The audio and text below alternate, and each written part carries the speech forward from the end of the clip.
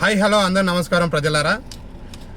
అయితే మొన్న మంగ్లీ ఏమన్నదంటే, మా తమ్ముడు అమాయకుడు, మా తమ్మునికి ఏం తెలియదు, ఈ ముఖము డబ్బులు తీసుకునే ముఖంలా కనబడుతుంది అండి అంటని మాట్లాడిండ్రు.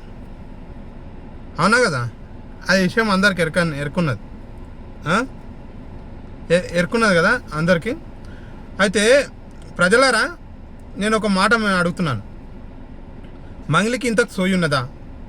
మరి మంగ్లీ కూడా ఆ ప్రజల తరపున పోయి నిలబడి మాట్లాడాలంట అన్నాడు. మరి ఈరోజు మంగ్లీని A5గా కేసులో చేర్చడం అనేది జరిగిందంట. మంగ్లీని A5గా కేసులో చేర్చడం అనేది జరిగింది.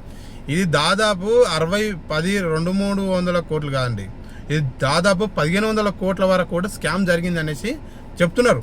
మరి ఈమె ముంచింది ఎవరిని అంటే, నట్టేంట ముంచింది ఎవరు అంటే, ఎవరంటే చూడు, ఇంటి దొంగను ఈశ్వరుడు కూడా పట్టలేడు అంట మాట్లాడతారు కదా, అదే జరిగింది. తన సొంత కులంలో బంజారా బిడ్డల దగ్గరికి వెళ్ళి వాళ్ళు కాయ కష్టం చేసుకొని, బంజారా బిడ్డలు ఆ కంపెనీ పేరు పైన వాళ్ళు పెట్టుబడులు పెడితే, వారి దగ్గరికి వెళ్ళి 5 లక్షలు, ఒకరి దగ్గరికి వెళ్ళి 10,000, 20,000 ఎట్లా దొరికితే అట్లా మీకు ల్యాండ్ చూపిస్తాం, అవి చూపిస్తాం అనే దాంతో మస్తు దోసుకున్నారంట. ప్రజలారా, ఇప్పుడు వీళ్ళని నమ్మి డబ్బులు పెడితే ఎంత ఘోరం ఉందో చూడండి. ఆమె ఫేమస్ చేసింది ఒక V6 ఛానల్. ఈరోజు V6 ఛానల్లో ఆమె తెలంగాణ సాహిత్యంలో మంచి పట్టుంది అనేసి అనుకున్నా. వాస్తవంగా ఈరోజు అదే V6 ఛానల్లో ఇప్పుడు ఈమె వస్తుంది న్యూస్. అసలు మంగ్లీ ఎప్పుడైనా అనుకున్నదో అనుకోలేదు. కానీ ఎంత ఘోరం అండి ప్రజలారా, ఇంత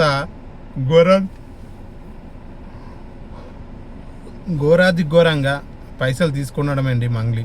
ఇంత గానం ఏంది అసలు? అసలు మంగ్లీని ఇట్లా అనుకున్నారా ఎవరైనా? ప్రజలారా, ఎవరైనా ఇట్లా స్కాములు చేస్తుంది అనేసి ఎవరైనా అనుకున్న వాళ్ళు ఉంటే కామెంట్ చేయండి. ఎవరైనా అనుకునే వాళ్ళు ఉంటే కామెంట్ చేయండి, స్కామ్ చేస్తుంది మంగ్లీ అనుకున్నాండి. ఆ రమావత్ మధు అనేటోడు వీళ్ళ సొంత తమ్ముడి ఫ్రెండ్ అంట.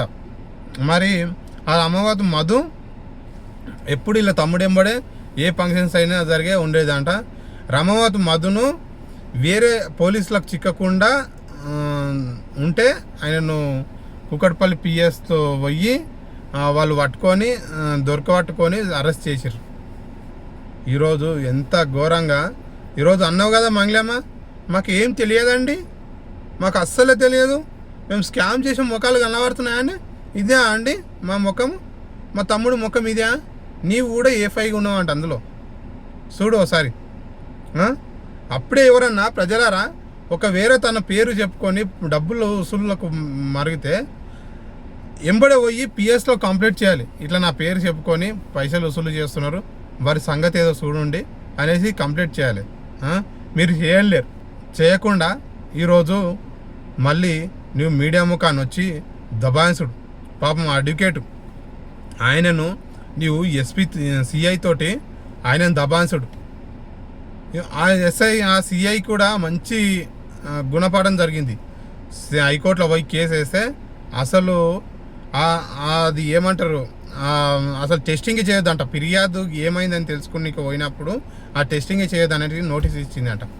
ఎవరికో నోటీసులు ఇచ్చిందంట ఆల్రెడీ అది CIకి. దాని మీద కూడా సస్పెండ్ అయ్యే అవకాశం CI ఉన్నాడు.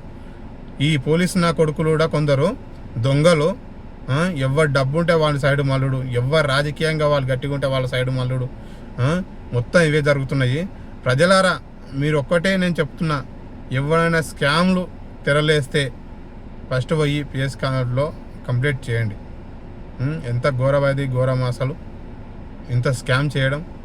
అది నిజాయితీగా అవు నీ పేరు పైన నేను ల్యాండ్ కొంటున్నాను, నాకు పెట్టుబడులు పెట్టు ల్యాండ్ పైన అనేసి మాట్లాడాలి. అది సరే, వాళ్ళతో పెట్టుబడులు పెట్టుకున్నా అని వాళ్ళ డబ్బులు వాళ్ళకి ఇవ్వాలి, కానీ మళ్ళీ వాళ్ళని ముంచుడు, మళ్ళా దౌర్జన్యాలు ఏంటి అసలు ఇవి? కాబట్టి ప్రజలారా, మీరు నా ఛానల్ ఫాలో చేయాలని కోరుతున్నాను, అందరూ సబ్స్క్రైబ్ చేయాలని కోరుతున్నాను.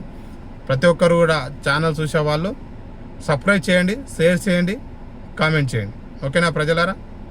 చేస్తారనేసి నేను కోరుతున్నాను. ముందుగా ఫస్ట్ నా ఛానల్ను సబ్స్క్రైబ్ చేయండి, ఆ తర్వాత స్టోరీ వినండి. ముందు ఛానల్ సబ్స్క్రైబ్ చేయండి, ఎందుకంటే ఇది మన సమాజం గురించి మాట్లాడుతున్నా. కానీ ఖచ్చితంగా ఇట్లాంటి వాళ్ళను శిక్షించాలి, వాళ్ళు ఎవరైనా కానీ.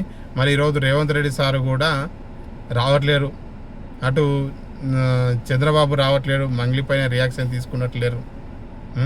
మరి పవన్ కళ్యాణ్